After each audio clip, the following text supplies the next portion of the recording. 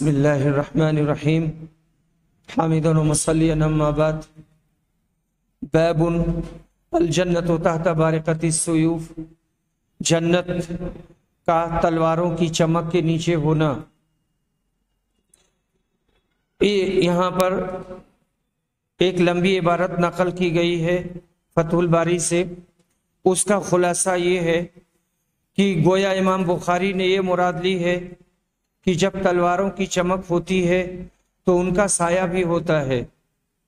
قرطبی نے کہا کہ یہ بہت ہی نفیس کلام ہے، جامع، مختصر، جو فصاحت و بلاغت کی بہت سی قسموں پر مشتمل ہے، جو بہت ہی حلاوت اور عذوبت اپنے اندر رکھتا ہے، اور دشمن سے قریب ہونے اور تلواروں کے استعمال کرنے کی بھی ترغیب ہے، اور لڑائی کے وقت اجتماع کی بھی، یہاں تک کہ فریقین کی تلواریں جمع ہو کر سایہ افغن ہونے لگتی ہیں۔ ابن جوزی نے کہا مراد یہ ہے کہ جنت جہاد سے حاصل ہوتی ہے، اور زلال ذل کی جمع ہے، اور جب دو دشمن تلواریں لے کر ایک دوسرے پر حملہ آور ہوتے ہیں تو ہر ایک پر تلوار کا سایہ پڑتا ہے اور وہ مدافعت کی کوشش کرتا ہے، اور یہ لڑائی کے گرم ہونے پر ہوتا ہے۔ خلاصہ یہ کہ جہاد اور اعلاء کلمت اللہ ہی وہ عمل ہے جو اسلام کی سربلندی کا واحد ذریعہ ہے، مگر جہاد کے لیے شریعت نے کچھ اصول و ضوابط مقرر کیے ہیں، اور یہ جہاد محض مدافعت اعداء کے لیے ہوتا ہے۔ اسلام نے جارحانہ جنگ کی ہرگز اجازت نہیں دی ہے۔ مغیرہ بن شعبہ کہتے ہیں کہ ہمیں ہمارے نبی صلی اللہ علیہ وسلم نے یہ پیغام دیا ہے کہ ہم میں سے جو بھی اللہ کے راستے میں قتل کیا جائے وہ سیدھا جنت میں جائے گا۔ اور عمر رضی اللہ عنہ نے نبی اکرم سے پوچھا تھا کہ ہمارے مقتول جنتی اور ان کے یعنی کفار کے مقتول دوزخی نہیں ہیں؟ آپ نے فرمایا تھا کیوں نہیں۔ حدیث نمبر 2818۔ عمر بن عبید اللہ کے مولا سالم ابو النصری روایت کرتے ہیں کہ سالم عمر بن عبدالعزیز کے کاتب تھے۔ بیان کیا کہ عبداللہ بن ابی اوفا نے عمر بن عبید اللہ کو لکھا تھا کہ رسول صلی اللہ علیہ وسلم نے فرمایا ہے جان لو جنت تلواروں کے سائے کے نیچے ہے۔ آدمی جہاد کرے گا، جنگ کرے گا تو پھر وہ اللہ کی توفیق سے جنت میں جائے گا۔ باب من طلب الولد للجہاد، جو جہاد کرنے کے لیے اللہ سے اولاد مانگے اس کی فضیلت کا بیان۔ حدیث نمبر 2819۔ عبد الرحمن بن ہرمز کہتے ہیں کہ میں نے ابو ہریرہ سے سنا، ان سے رسول صلی اللہ علیہ وسلم نے فرمایا تھا کہ سلیمان بن داؤد نے کہا آج رات میں اپنی 100 یا 99 بیویوں کے پاس جاؤں گا، اور ہر بیوی ایک ایک شہسوار جنے گی جو اللہ تعالیٰ کے راستے میں جہاد کریں گے۔ ان کے ساتھی نے کہا کہ انشاءاللہ بھی کہہ لیجئے، لیکن انہوں نے انشاءاللہ نہیں کہا۔ چنانچہ صرف ایک بیوی حاملہ ہوئی، اور ان کے بھی آدھا بچہ پیدا ہوا، یعنی ناقص بچہ۔ اس ذات کی قسم جس کے ہاتھ میں محمد کی جان ہے، اگر سلیمان علیہ السلام اس وقت انشاءاللہ کہہ لیتے تو تمام بیویاں حاملہ ہوتی، اور سب کے یہاں ایسے شہسوار بچے پیدا ہوتے جو اللہ کے راستے میں جہاد کرتے۔ باب الشجاع فی الحرب والجبن، جنگ کے موقع پر بہادری اور بزدلی کا بیان۔ حدیث نمبر 2820۔ متفق علیہ۔ انس بن مالک روایت کرتے ہیں، کہتے ہیں کہ نبی صلی اللہ علیہ وسلم سب سے زیادہ حسین، سب سے زیادہ بہادر اور سب سے زیادہ فیاض اور سخی تھے۔ مدینہ کے تمام لوگ ایک رات خوف زدہ تھے۔ ایک آواز سنائی دی تھی، اس کی وجہ سے لوگ ڈر گئے تھے۔ سب لوگ اس آواز کی طرف بڑھ رہے تھے۔ نبی صلی اللہ علیہ وسلم اس وقت ایک گھوڑے پر سوار سب سے آگے تھے۔ جب واپس ہوئے تو فرمایا، اس گھوڑے کو دوڑنے میں ہم نے سمندر پایا، یعنی بے تکان چلا ہی جاتا ہے، کہیں رکتا یا اڑتا نہیں ہے۔ نبی صلی اللہ علیہ وسلم رات کے وقت بنفس نفیس یکو تنہا آواز کی طرف تشریف لے گئے اور دشمن کا کچھ بھی ڈر نہ کیا۔ سبحان اللہ، شجاعت ایسی، سخاوت ایسی، حسن و جمال ظاہری ایسا، کمالات باطنی ایسے، قوت ایسی، رحم و کرم ایسا کہ کبھی سائل کو محروم نہیں کیا، کبھی کسی سے بدلہ لینا نہیں چاہا، جس نے معافی چاہی معاف کر دیا۔ عبادت اور خدا ترسی ایسی کہ رات بھر نماز پڑھتے پڑھتے پاؤں ورم کر گئے۔ تدبیر اور رائے ایسی کہ چند روز ہی میں عرب کی کایا پلٹ کر رکھ دی۔ بڑے بڑے بہادروں اور مغروروں کو نیچا کر دیا۔ ایسے عظیم پیغمبر پر لاکھوں درود و سلام۔ حدیث نمبر 2821، جبیر بن مطعم روایت کرتے ہیں کہ ایک بار رسول صلی اللہ علیہ وسلم ایک بار یہ رسول صلی اللہ علیہ وسلم کے ساتھ چل رہے تھے۔ آپ کے ساتھ اور بہت سے بھی صحابی تھے۔ وادی حنین سے واپس تشریف لا رہے تھے کہ کچھ بدو لوگ آپ سے لپٹ گئے۔ بالآخر آپ کو مجبوراً ایک ببول کے درخت کے پاس جانا پڑا۔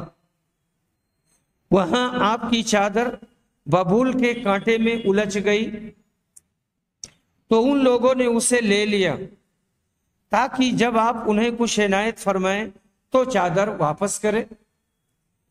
آپ وہاں کھڑے ہو گئے اور کہا، میری چادر مجھے دو۔ اگر میرے پاس درخت کے کانٹوں جتنے بھی اونٹ بکریاں ہوتی تو میں تم میں تقسیم کر دیتا۔ مجھے تم بخیل نہیں پاؤ گے اور نہ جھوٹا اور نہ ہی بزدل پاؤ گے۔ یہ اس لیے آپ نے فرمایا کہ بخیلی کے نتائج میں جھوٹ اور بزدلی اور سخاوت کے نتائج میں صداقت اور بہادری لازم ہے۔ یہ جنگ حنین سے واپسی کا واقعہ ہے۔ باب ما یتعوذ من الجبن، بزدلی سے اللہ کی پناہ چاہنا اور اللہ کی پناہ مانگنا۔ حدیث نمبر 2822،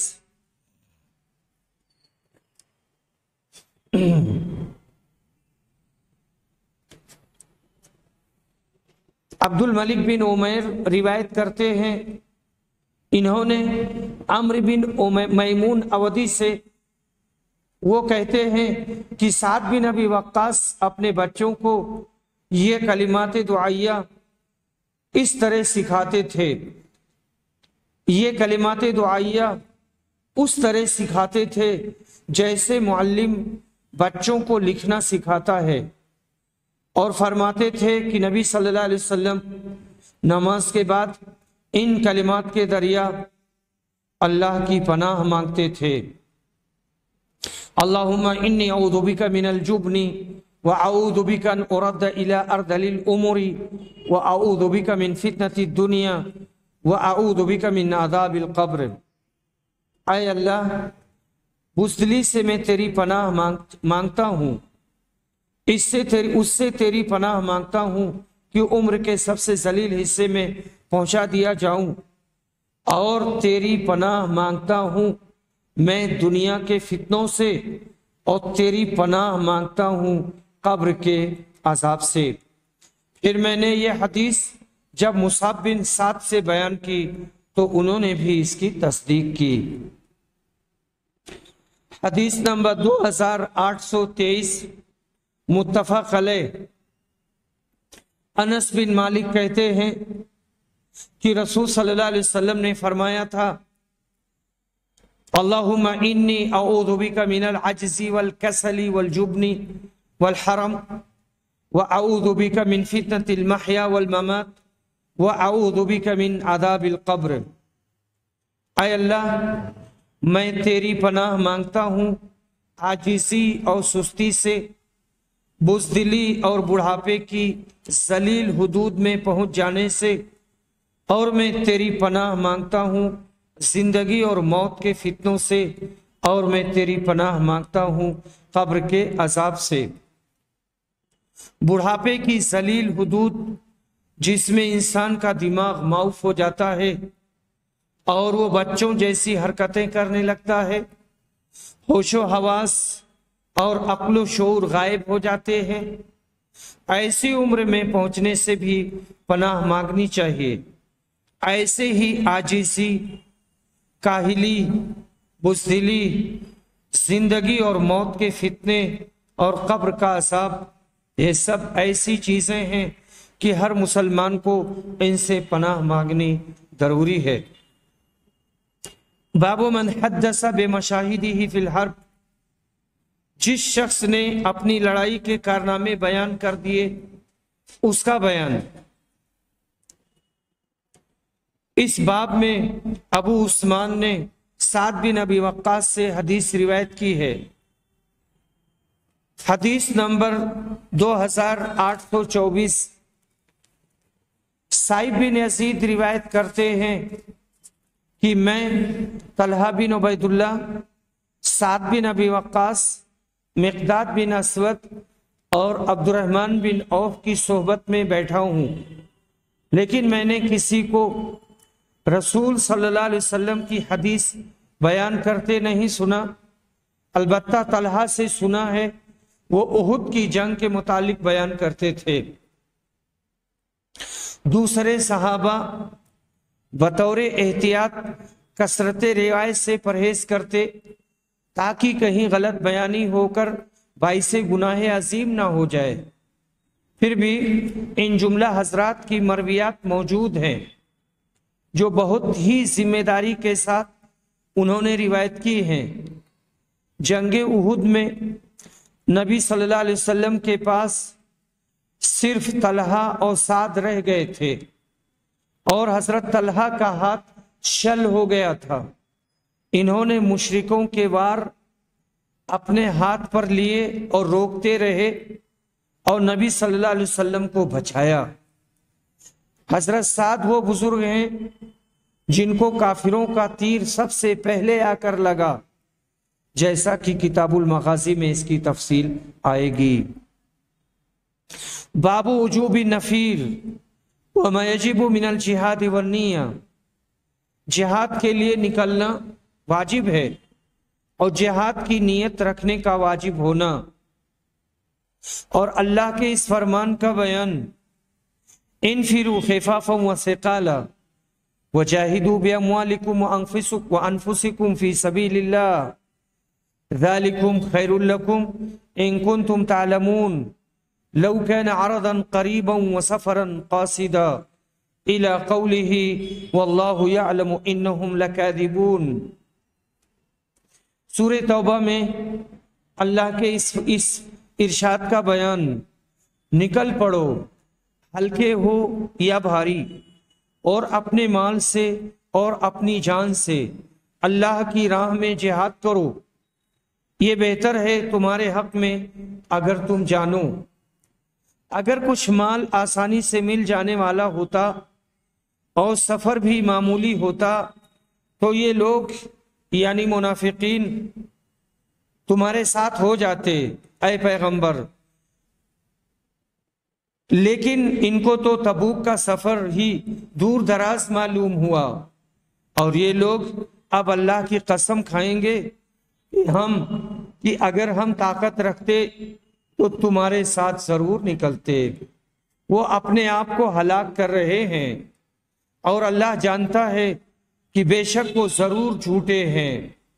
اور اللہ کے اس فرمان کا بیان، اے ایمان والو، تمہیں کیا ہو گیا ہے کہ جب تم سے کہا جاتا ہے کہ نکلو اللہ کی راہ میں جہاد کے لیے تو تم زمین پر ڈھیر ہو جاتے ہو؟ کیا تم دنیا کی زندگی پر آخرت کے مقابلہ میں راضی ہو گئے ہو؟ سو دنیا کی زندگی کا سامان تو آخرت کی زندگی کے سامنے بہت ہی تھوڑا ہے۔ حضرت عبداللہ بن عباس سے پہلی آیت کی تفسیر میں منقول ہے کہ جدا جدا ٹکڑیاں بنا کر جہاد کے لیے نکلو۔ کہا جاتا ہے کہ صبات یہ جمع ہے، اس کا مفرد صبح ہے۔ حدیث نمبر 2825 عبداللہ بن عباس روایت کرتے ہیں کہ نبی صلی اللہ علیہ وسلم نے فتح مکہ کے موقع پر کہا تھا، مکہ فتح ہونے کے بعد ہجرت باقی نہیں ہے، یعنی مکہ سے مدینہ کے لیے، لیکن خلوص نیت کے ساتھ جہاد ابھی باقی ہے۔ اس لیے جب تمہیں جہاد کے لیے بلایا جائے تو نکل کھڑے ہو۔ یہ آیتیں غزوہ تبوک کے بارے میں نازل ہوئی۔ تبوک مکہ سے شہر مدینہ کے شمال کی سرحد پر واقع ہے۔ مدینہ سے تبوک کی مسافت 682 کلومیٹر ہے۔ شام پر اس وقت عیسائیوں کی حکومت تھی۔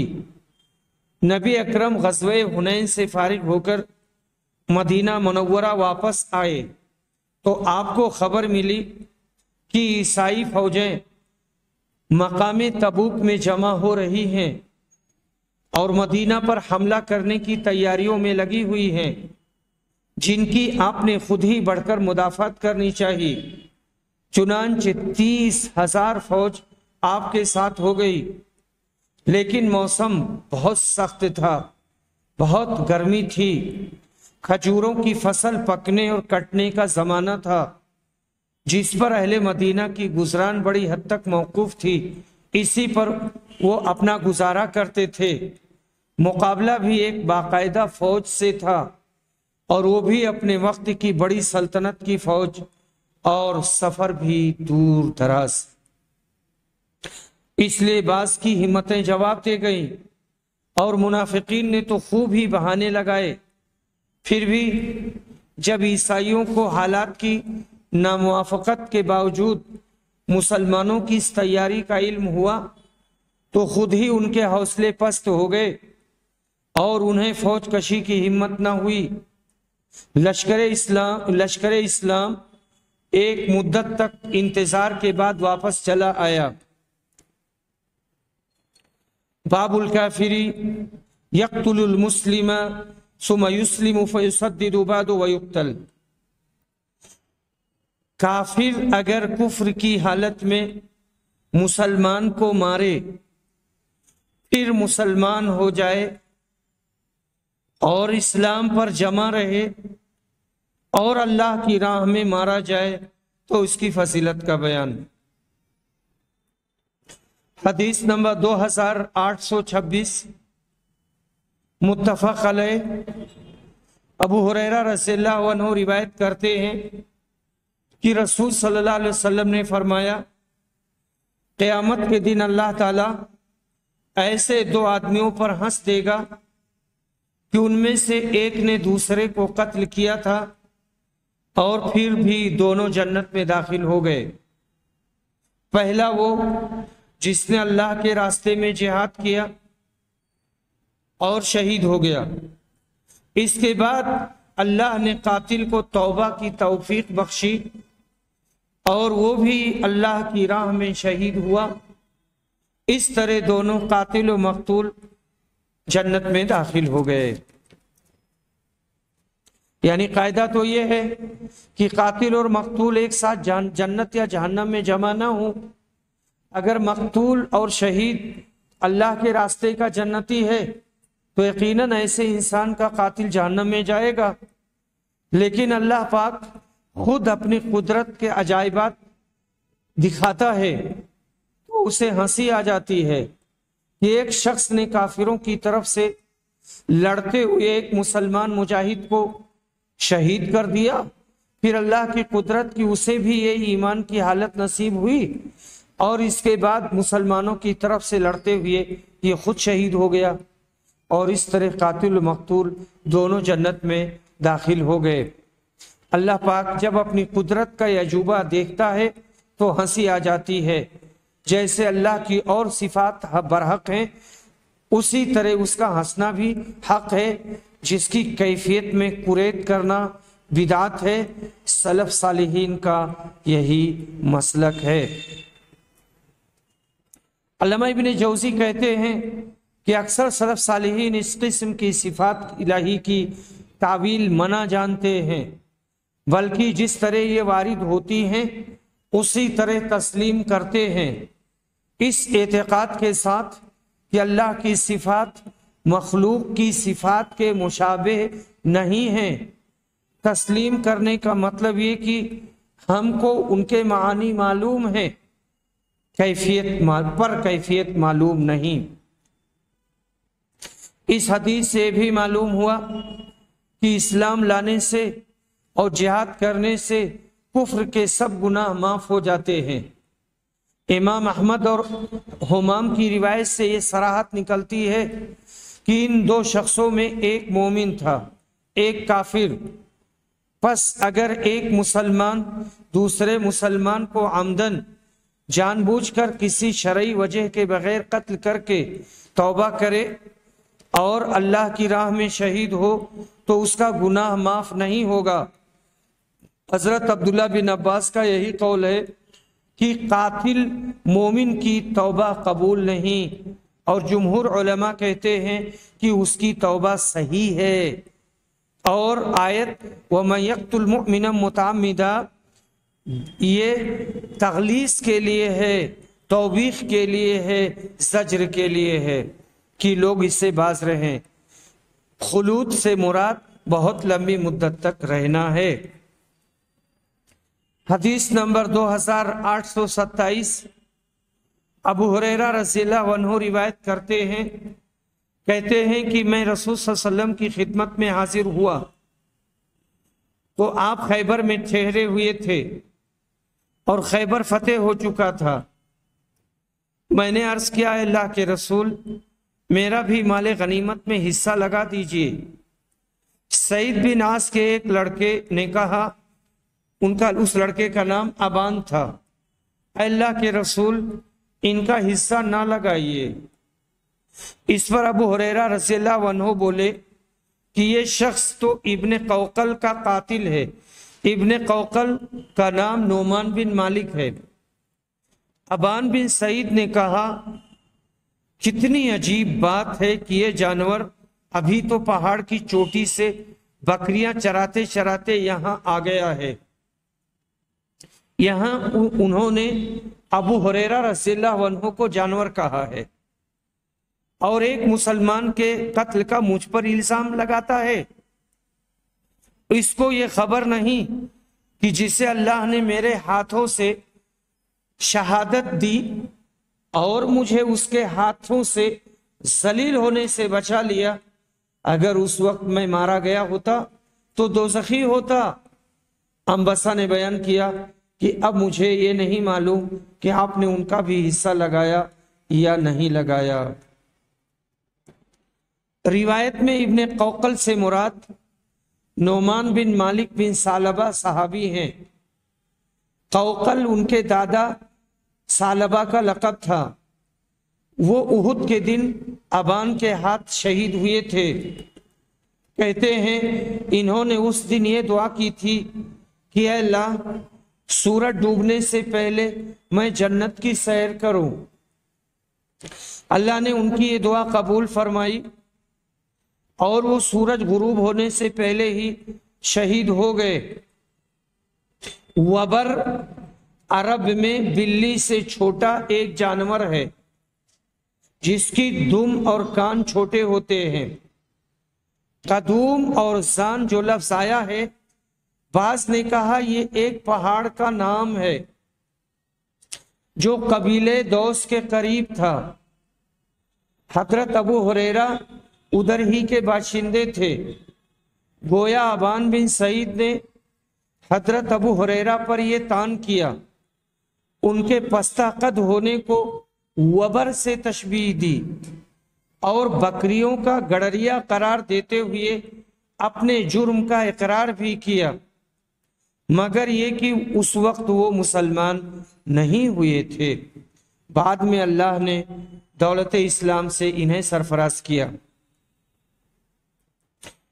اور یہاں پر حافظ ابن حجر کی ایک لمبی عبارت ہے جس کا مفہوم یہ ہے کہ ابان کا جو قول ہے اس سے مراد یہ ہے کہ اللہ نے میرے ہاتھ پر ان کو عزت شہادت دی اور ان کے ہاتھوں سے قتل کرا کر مجھ کو ذلیل اور رسوا نہیں کیا، جس سے مراد لیا کہ نعمان ابان کے ہاتھ شہید ہوئے، پس اللہ نے ان کا اکرام کیا اور ابان کفر پر نہیں مرا اور نہ وہ دوزخ میں گئے۔ اللہ نے ان کو حدیبیہ کے بعد اسلام کی توفیق بخشی۔ ابان نے یہ باتیں نبی کرم صلی اللہ علیہ وسلم کے سامنے بیان کی اور آپ خاموش رہے۔ باب من اختار الغزو علی الصوم، جہاد کو نفلی روزوں پر مقدم رکھنا۔ حدیث نمبر 2828، انس بن مالک روایت کرتے ہیں، انہوں نے بیان کیا کہ ابو طلحہ زید بن سہیل رسول صلی اللہ علیہ وسلم کے زمانے میں جہاد میں شرکت کے خیال سے نفلی روزے نہیں رکھتے تھے، لیکن آپ کی وفات کے بعد پھر میں نے انہیں عید الفطر اور عید الاضحیٰ کے سوا روزے کے بغیر نہیں دیکھا، ہمیشہ نفلی روزہ رکھتے تھے۔ جہاد ایک ایسا عمل ہے جس میں فرض نماز بھی کم ہو جاتی ہے، پھر نفلی نماز اور روزوں کا ذکر ہی کیا ہے، کیونکہ جہاد ان سب پر مقدم ہے، مگر عام طور پر مسلمان اس فریضہ سے غافل ہو گئے اور نفلی بلکہ خود ساختہ نمازوں وظیفوں نے ان کو میدان جہاد سے قطعاً غافل کر دیا، الا ماشاءاللہ۔ باب الشہادۃ سبع سوی القتل، اللہ کی راہ میں مارے جانے کے علاوہ شہادت کی اور بھی 7 قسمیں ہیں۔ حدیث نمبر 2829، ابو ہریرہ رضی اللہ عنہ روایت کرتے ہیں کہ رسول صلی اللہ علیہ وسلم نے فرمایا، شہداء 5 قسم کے ہوتے ہیں، طاعون میں مرنے والا شہید ہے، پیٹ کے درد میں مرنے والا شہید ہے، ڈوب کر مرنے والا شہید ہے، دب کر مرنے والا شہید ہے، اور اللہ کے راستے میں دشمن کے ہاتھوں قتل ہونے والا شہید ہے۔ بعض احادیث میں شہادت کی 7 قسموں کا ذکر آیا ہے۔ امام بخاری نے عنوان انہی احادیث کے پیش نظر منعقد کیا ہے، لیکن چونکہ یہ احادیث ان کی شرائط پر نہیں تھی اس لیے انہیں باب کے تحت نہیں لائے۔ مقصد یہ ہے کہ شہادت صرف جہاد کرتے ہوئے قتل ہونے کا ہی نام نہیں ہے، بلکہ اس کی مختلف صورتیں ہیں۔ یہ بات دوسری ہے کہ اللہ کے راستے میں جہاد کرتے ہوئے شہادت پانے کا درجہ بہت ہی بلند ہے۔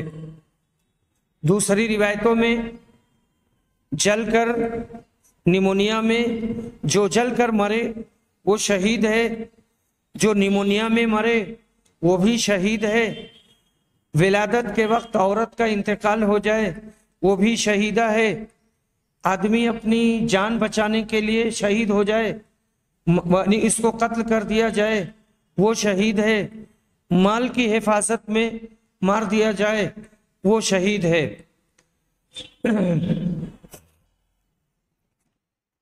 یہاں پر علامہ نووی کی ایک عبارت نقل کی گئی ہے کہ مقتول کے علاوہ ان جملہ شہادتوں سے مراد یہ کہ آخرت میں ان کو شہداء کا ثواب ملے گا، مگر دنیا میں وہ شہداء کی طرح نہیں بلکہ عام مسلمانوں کی طرح غسل دیے جائیں گے اور ان پر نماز جنازہ بھی پڑھی جائے گی۔ شہداء 3 قسم کے ہوتے ہیں۔ ایک تو وہ ہیں جو دنیا و آخرت میں شہید ہیں، جو جہاد میں کفار کے ہاتھوں سے مارے جائیں۔ دوسری قسم کے شہید وہ جو آخرت میں شہید ہوئے مگر آخرت میں شہید نہیں، وہ ایسے لوگ ہیں جنہوں نے مال غنیمت وغیرہ میں خیانت کی۔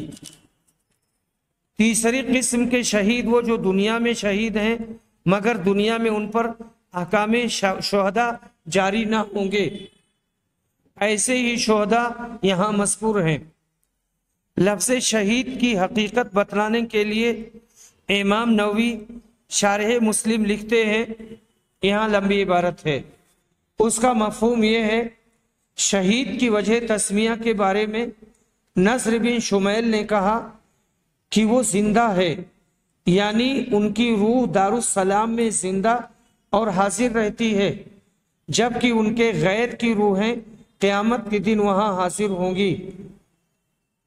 ابن انباری نے کہا اس لیے کہ اللہ پاک اور اس کے فرشتے اس کے لیے جنت کی شہادت دیتے ہیں، اور کہا گیا کہ اس لیے اس کو شہید کہتے ہیں، جب بھی اس کی روح نکلی اس نے ثواب اور کرامت سے متعلق اللہ کے وعدوں کا مشاہدہ کیا۔ یہ بھی کہا گیا ہے کہ رحمت کے فرشتے اس کی شہادت کے وقت حاضر ہوتے اور اس کی روح کو لیتے ہیں، اور اس کے علاوہ کئی باتیں کہی گئی ہیں۔ حدیث نمبر 2830، انس بن مالک روایت کرتے ہیں کہ نبی صلی اللہ علیہ وسلم نے فرمایا، طاعون کی موت ہر مسلمان کے لیے شہادت کا درجہ رکھتی ہے، اس لیے طاعون زدہ علاقوں سے بھاگنا یا ان میں داخل ہونا منع ہے۔ آج جہاں طاعون پڑا ہوا ہے آدمی وہیں رہے، اللہ پر بھروسہ کرے، باہر نہ نکلے، اور جو باہر ہے وہ وہاں نہ جائے۔ اس بیماری میں آدمی کے گلے یا بغل میں گلٹی ہوتی ہے اور شدید بخار کے ساتھ 2 دن میں آدمی ختم ہو جاتا ہے، اسی کو پلیگ بھی کہتے ہیں۔ باب قول اللہ، اللہ تبارک و تعالیٰ کے اس فرمان کا بیان، لا يستوي القاعدون من المؤمنين غير أولي الضرر والمجاهدون في سبيل الله بأموالهم وأنفسهم فضل الله المجاهدين بأموالهم وأنفسهم على القاعدين درجة وكلا وعد الله الحسنى وفضل الله المجاهدين على القاعدين إلى قوله غفورا رحيما۔ مسلمانوں میں جو لوگ معذور نہیں ہیں اور جہاد سے بیٹھ رہے ہیں، وہ اور اللہ کی راہ میں اپنے مال اور جان سے جہاد کرنے والے برابر نہیں ہو سکتے۔ اللہ نے ان لوگوں کو جو اپنے مال اور جان سے جہاد کریں بیٹھے رہنے والوں پر ایک درجہ فضیلت دی ہے۔ یوں اللہ تعالیٰ کا اچھا وعدہ سب کے لیے ہے، اور اللہ تعالیٰ نے مجاہدوں کو بیٹھنے والوں پر بہت بڑی فضیلت دی ہے، اللہ کے فرمان غفور الرحیم تک۔ پہلے یہ آیت یوں اتری تھی، لا يستوي القاعدون من المؤمنین غیر اولی الضرر والمجاہدون، اس میں غیر اولی الضرر کے الفاظ نہ تھے، یعنی جو لوگ معذور ہیں ان کے بارے میں کوئی بات نہیں تھی۔ پھر اللہ نے یہ لفظ نازل فرما کر لولے، لنگڑے، اندھے، اپاہج لوگوں کو نکال دیا کیونکہ وہ معذور ہیں۔ امام نووی فرماتے ہیں کہ یہ دلیل ہے کہ معذور لوگوں سے جہاد معاف ہے، مگر ان کو مجاہدین کا ثواب نہیں ملے گا، بلکہ ان کی نیک نیتی کا ثواب ملے گا، بشرطے کہ وہ نیت صالحہ رکھتے ہوں۔ جیسا کہ نبی صلی اللہ علیہ وسلم نے فرمایا کہ جہاد اور نیت جہاد قیامت تک کے لیے باقی ہے۔ اس سے یہ بھی ثابت ہوا کہ جہاد فرض عین نہیں بلکہ صرف فرض کفایہ ہے، اور اس میں اس شخص کا بھی رد ہے جو کہتا ہے کہ نبی صلی اللہ علیہ وسلم کے زمانہ میں جہاد فرض عین تھا، بعد میں فرض کفایہ ہو گیا۔ صحیح یہ ہے کہ جہاد ہمیشہ سے فرض کفایہ ہی چلا آ رہا ہے۔ آیت باب کا ظاہری مفہوم بھی یہی ہے کہ اللہ نے سب سے نیک وعدہ فرمایا ہے، اور قائدین پر مجاہدین کو بڑی فضیلت ہے۔ قائدین یعنی جہاد سے بیٹھے رہنے والے لوگ مراد ہیں۔ حدیث نمبر 2831 متفق علیہ، برائی ابن عازب روایت کرتے ہیں، کہتے ہیں کہ جب یہ آیت اتری لا یستوی القاعدون من المؤمنین، تو رسول صلی اللہ علیہ وسلم نے زید بن ثابت کو بلایا، اور زید بن ثابت کاتب تھے۔ آپ ایک چوڑی ہڈی ساتھ لے کر حاضر ہوئے اور اس آیت کو لکھا، اور ابن ام مکتوم نے جب اپنے نابینا ہونے کی شکایت کی تو آیت یوں نازل ہوئی لا یستوی القاعدون من المؤمنین غیر اولی الضرر۔ اس زمانہ میں چونکہ کاغذ زیادہ نہیں تھا، اس لیے ہڈی یا اور بہت سی دوسری چیزوں پر بھی خاص طریقے سے استعمال کرنے کے بعد اس طرح لکھا جاتا کہ صاف پڑھا جاتا تھا۔ یعنی اس کے کہنے کا مطلب یہ ہے کہ دوسری کچھ چیزیں ہوتی تھیں، صاف سوف کر کے اس پر لکھا کرتے تھے، اور کتابت بھی ایک طویل زمانہ تک باقی رہتی تھی۔ یہاں ایسی ہی ایک ہڈی پر آیت لکھنے کا ذکر ہوا ہے۔ اس آیت نے نابینا وغیرہ معذورین کو فرضیت جہاد سے مستثنی کر دیا۔ بہرحال جہاد فرض کفایہ ہے، لیکن اگر دشمنوں نے حملہ کر دیا تو یہ فرض عین ہو جائے گا۔ وآخر دعوانا الحمدللہ رب العالمین۔